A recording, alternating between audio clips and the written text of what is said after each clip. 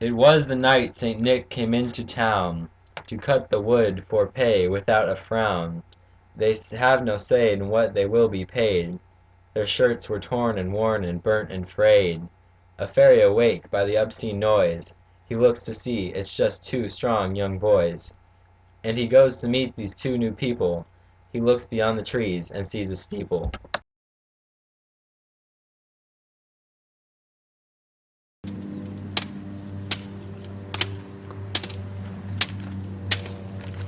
Hello, my friends. Why are you here?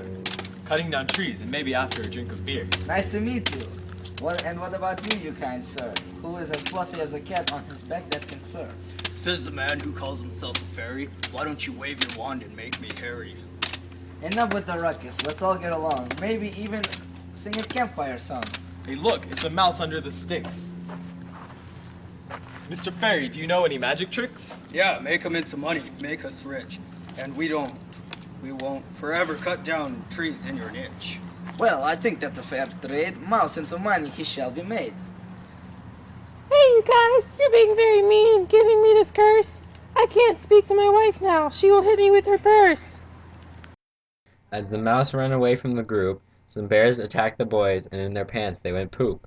But Mr. Fairy saved the two men by turning the bears into a fat hen. 10 years later, the men got called in for an interview. They showed up, and the people called in with them was few. Fine, sirs, for trees cutting is in the highest time of any years. There is no reason to be homeless and shedding many tears. Hey, I remember you 10 years ago to last night. Surrounded by a scared no light. But how did you grow so much? I grew like a human with a fairy's magic touch. On to more important stuff, like cutting trees in the middle of the snow. Do that for me and you will be rolling in the dough. We accept. Just where do you want us to cut? For you are our boss. To us, you are King Tut. Cut down the fairy's forest and kill him with a knife. For I grew too much that he forced me to leave my wife. We will do your dirty work, and do it with no doubt. I make him cry, and from here you will hear his shout. Why do you want to do this? He saved us from the bears. I need the money. I cannot live off eating pears. As Lumber and Jack tried to make a deal, Lumber ran off to kill the fairy with a knife of steel. As the greedy woodcutter trudged through the white powder, the fairy's voice kept getting louder and louder. Go. I will find you, fairy, for you are my target. I will be rich and marry a girl named Margaret. How could you do this? I thought you were my friend. If you don't stop, your shoulder my axe will send.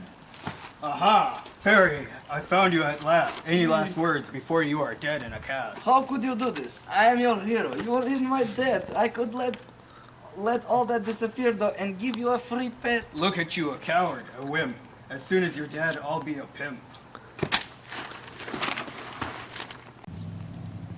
Ah, you just cut off my arm. I had to do it to stop you from causing harm. For what took over you was a thing called greed. And by the way, you're laying in the yellow snow where I... Run back to the wardrobe, jump through it back to the present, for you need to pay the landlord your rent. Now I don't know who you are or who you were. Run back to the witch, our boss, the one you call sir.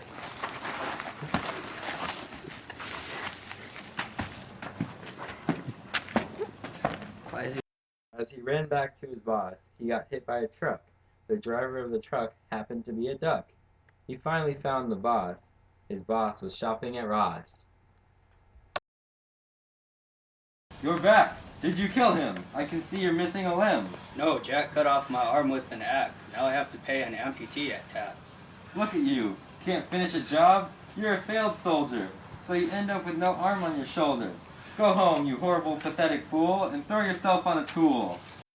So Lumber threw himself on a tool and swam in a pool, for he thought to himself, he is no longer cool. Jack was sitting with the fairy while devouring some cow dairy. Well, Mr. Fairy, I never caught your name. Are you born of fortune and fame? No, Mr. Jack, but my name is Sprinkles, and my father's name is Tinkles. Well, it is a mighty nice house you own. You live here all alone, with the trees hollering in the breeze, so loudly you couldn't even hear yourself sneeze. But I will be your new friend, and with your house I will help you tend. Sorry, Mr. Jack, but you don't know who I really am. I have deep, dark secrets, such as me liking spam. I hope you forgive me for this, for what I'm about to do. But to be nice, I'll shoot this rocket at your shoe. Ah! Know who your true friends are, or you might get hit by a duck driving a car. Don't let your thoughts toward them dwell. Know who your true friends are, know them well.